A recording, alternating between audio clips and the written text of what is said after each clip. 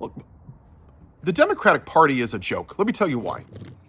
All 50 voted for Marco Rubio. 10 voted for the CR last time, and many voted for the CR this time. If you think that old-ass dinosaur Schumer didn't know, I have a bridge to sell you in Antarctica. Send me a message. 10 voted to censure Al Green. The only guy that had the balls to stand up. Booker voted for Charles Kushner, a convicted felon. Way to go. 14 senators voted for the crypto bill. How many Democrats voted for the Day of Remembrance for the racist podcaster? The guy that asked for the execution of Joe Biden, that said the blacks were taking the whites' jobs, that joked about gay people being thrown out of buildings in Gaza, and that dead Americans was worth the Second Amendment?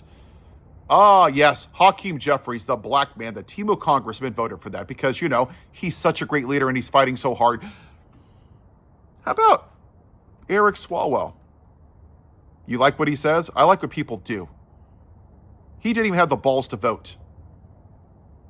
See, this is the problem with the Democratic Party. They don't know how to fight, or they're playing politics.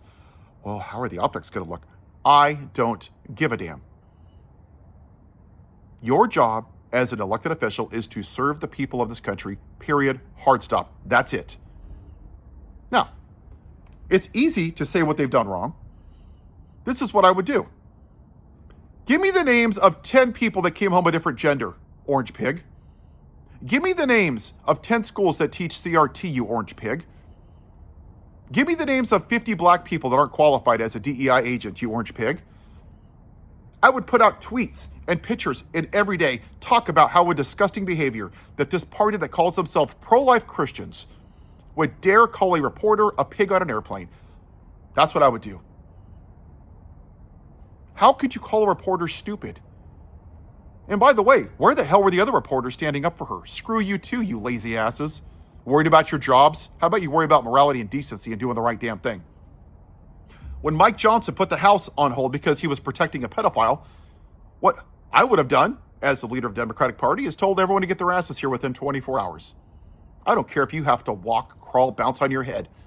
You're going to come here, we're going to protest, and we're going to go to Congress and hold unofficial hearings, and we're going to show this country what's happening.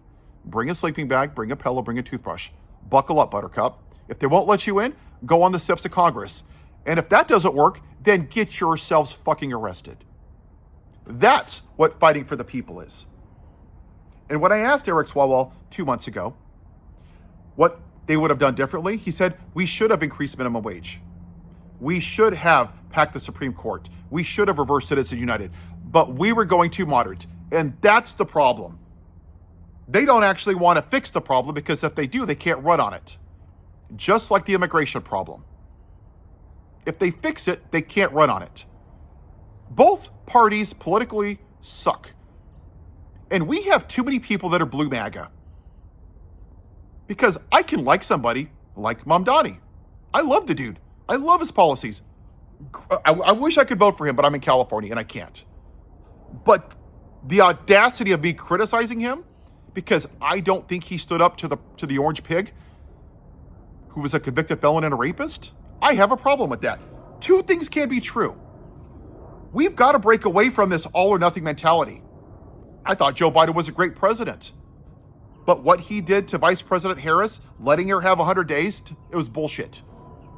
Having that joke of an attorney general was an absolute dumpster fire of a mess. He should have fired his ass after the first 6 months.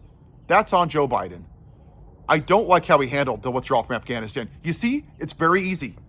Both things can be true. But too many of us hear that and say, I'm not going to watch this channel. Oh, I'm not going to listen to that. That's a bullshit too. It is. With all due respect, it is. That's how we grow. I've changed my opinion on issues because I listen to different points of view. Most of us are married, right? Do we agree with our spouse on everything? No. Do we just divorce them because we have a difference of opinion?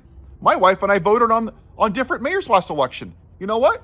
She had valid points and I had valid points, but they were both moral people.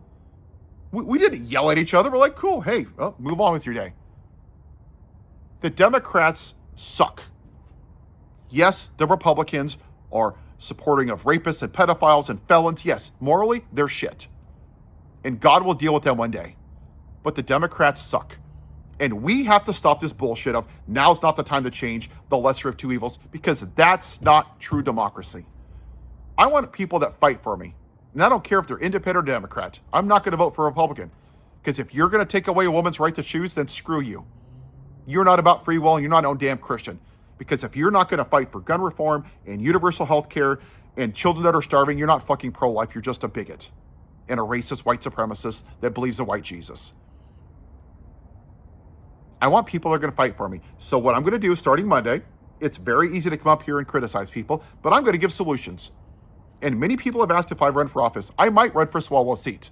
Every Monday, I'm going to pick a topic. And Monday, it's minimum wage. What it needs to be, why it needs to change, and why we're poor in this country. Next week, it's gun reform.